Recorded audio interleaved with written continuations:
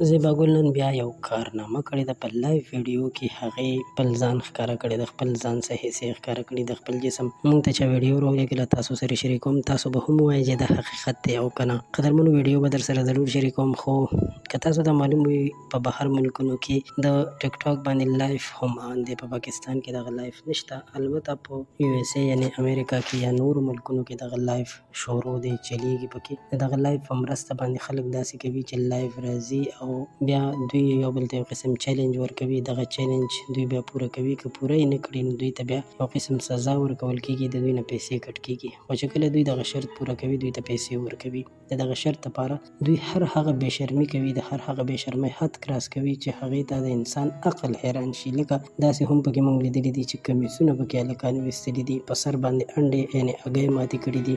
او دې سره سره موږ داسې هم لیدلي دي چې د خپل جینکو پکې خپلې خېټې هم ښودلي دي. همدغسې یو کار پکې زیبا ګل هم کړی دی. زیبا ګل به هم تاسو پیژنئ چې هغه په دوبۍ کې زندګي تېروي او هغه هم په ټیک ټاک باندې راځي، لایف ویډیوګانې کوي او دغسې بې شرمیانې کوي. نو که موږ تاسو وګورو د دوی ډېر فین فالوینګ هم دی. پکار دی چې دوی د خپل فالوورز دپاره داسې کنټینټ راوړي چې خلک ترې څه زده کړه وکړي، څه ښه ترېنه زده کړي. خو دوی د دغه هر څه په ځای باندې بیا خپل پښتون نسل، خپل پښتنو ته داسې بېهوده کنټینټ راوړي چې هغه د کتلو هم نه وي. څومره د شرم او د افسوس خبره ده. پکار ده چې په پاکستان کې خو بالکل ټیک ټاک بین کړي چې څوک هم دغه بېهوده بې شرمه ښځانو نه ګوري او نوی نسل بې لارې نه شي. ستاسو نظر به هم اخلو، خپل نظر سره ضرور په کمنټ کې شریک کړئ او زموږ چینل سبسکرایب کړئ چې په راتلونکي وخت کې د خان کلیک چینل ویډیوګانې تاسو ته په وخت ضرور رسي.